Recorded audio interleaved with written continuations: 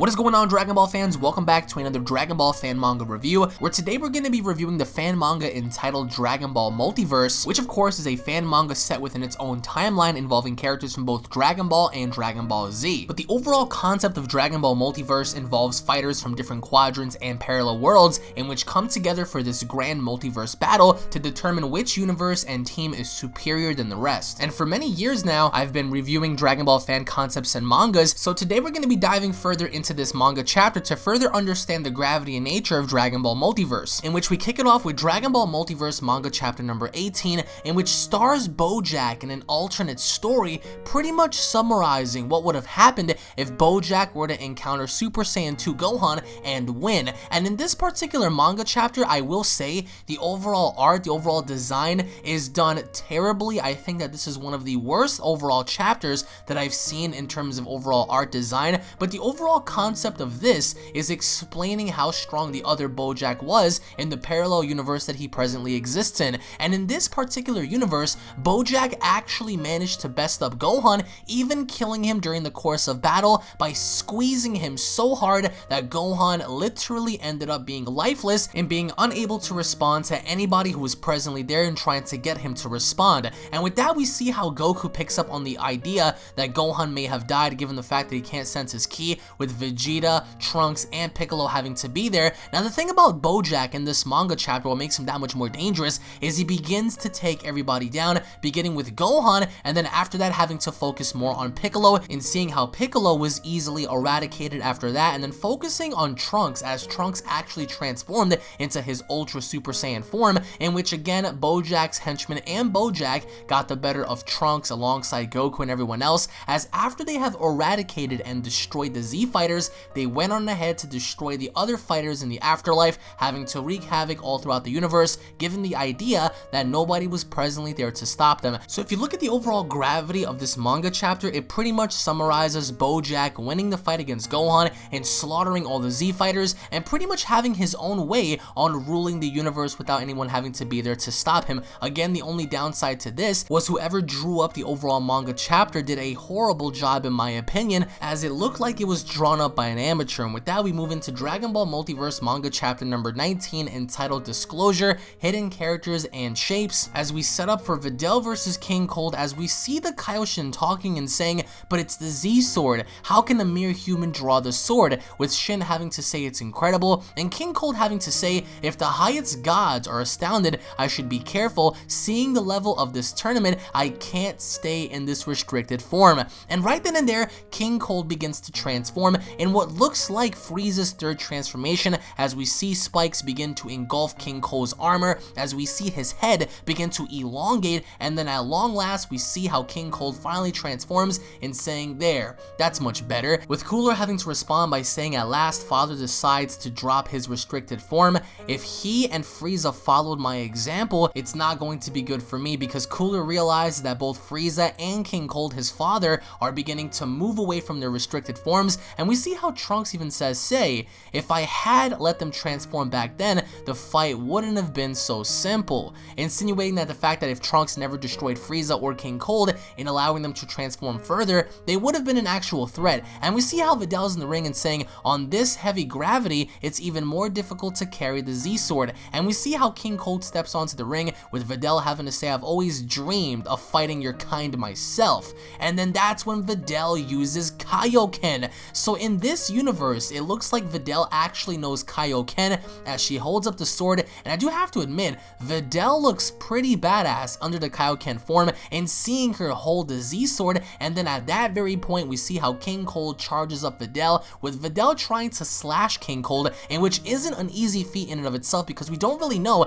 as to how strong King Cold actually is, as we see Videl fly up in the air and saying Kaioken next level. So it looks like Videl actually ups up the Kaioken level in trying to slash and dash and cut King Cold in half, and we see how she attempts to cut him in half, but instead, as King Cold throws the punch, we see her actually kick King Cold onto the ground, and we see the Kaioshin talk, and one of them having to say, that's not normal, she's weaker than a Kaioshin, still she can draw the sword, with the other Shins having to reply by saying, I've always theorized the Z sword was particularly protected against the Kaioshins, maybe to name a hero from the mortal realms, in which we even see Tapion say, the swords kinda radiates with the heroism, don't you think? And in which we see how everyone, even Tapion, says, you're even grumpier than the usual, because we see how one of his partners is saying, I don't care, and in which someone in the background looks to be also saying, I don't care either, in which we pan back to Krillin and Yamcha, and Krillin having to say, nice stamina. She keeps the demon at the distance despite the sword's weight, with Krillin having to reply by saying, that's our little Videl. And even with that being said, we go back to the ring, and Videl actually smashes the sword against the ground,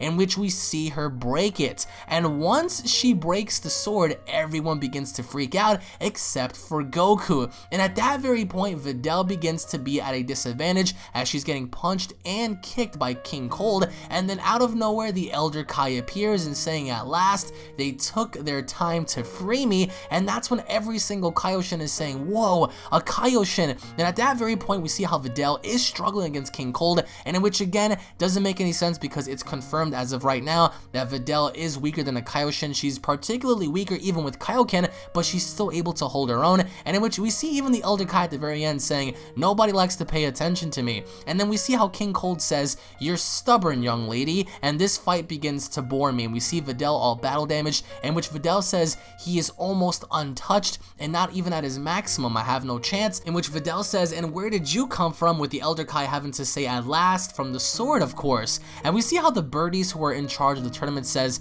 I confirm he's coming from the broken sword. Good, so he can participate as an ally to the fighter from universe number 9. And that's when King Cold says, I shouldn't have wasted my time in an intermediate transformation. I'll finish you both in my original form. And that's when Frieza and Cooler freak out and saying, I've never seen Dad in his original form other than the picture, with Cooler having to say, I did when he was carrying you, with Cooler having to reply by saying he had so little control over himself that the entire planet was destroyed while you were born. And that's when Videl says, I'm screwed, and the Elder Kai says, not at all, little miss. I can raise your power. You'll become way stronger than your ridiculous opponents. And Videl having to say, really, you can do that? With the Elder Kai having to say, of course, but only if you accept to, and that's when she says, I accept, without even letting him finish. And that's when we see the other Kaioshin say, of course, he's the Grand Kaioshin from a long time ago. He disappeared about the same time of the Legend of the Z-Sword began. It all fits. We should break ours just to free him. And then we see the Elder Kai traditionally do his little dance around Videl, and that's when Videl asks him, like, how long is this gonna take, with him having to say 10 hours. And then King Cold transforms into his final form. And again, he looks a lot like Frieza, and he just looks very menacing in his nature because, you know, Cooler did say that he's unable to actually contain this form, with King Cold having to say, come, attack me both together, with Videl having to say, we quit. And the Elder Kai's like, what, why? I mean, you just have to be a little patient, with Piccolo having to say, if I can trust my memory, neither future Trunks nor Goku would have been able to beat Cold if he had this form when he attacked Earth.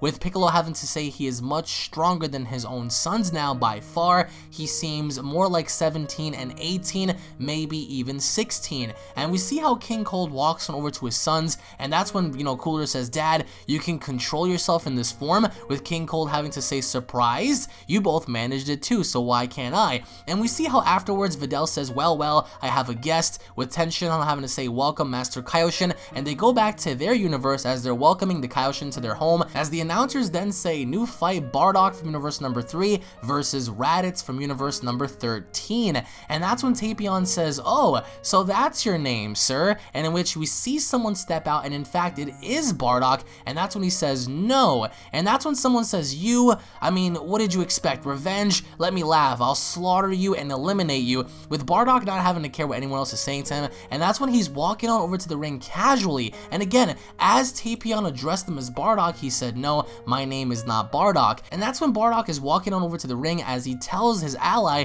that's not going to happen, weak excuse for a tuffle. I saw your future and I know you'll lose too. And that's when Bardock goes into the ring and he says, hello my son. And that's when Raditz says, hello father. And that's when Bardock says, in my universe we used to call you weakling Raditz, and you died at the first opportunity, with Raditz having to say, you're the same as you are in my universe, a failed father, proud to be be a born lower class and having reached the elite, still you had only disgust for your own two sons. I was weak only because of you, scum. And that's when Raditz says, I hate you, and today I take my revenge. My power is way bigger than even Frieza's elite, and the Ginyu squad, I can squash you with a finger. And Bardock laughs and saying, oh yeah, only that? Too bad. And Bardock transforms into a Super Saiyan, with Raditz having to say, oh damn, that's so unfair, because again, I don't think this version of Raditz has ever seen a Super Saiyan before. And that's when Bardock says, I was certainly a lousy father. Since my visions of the future, I've changed a lot.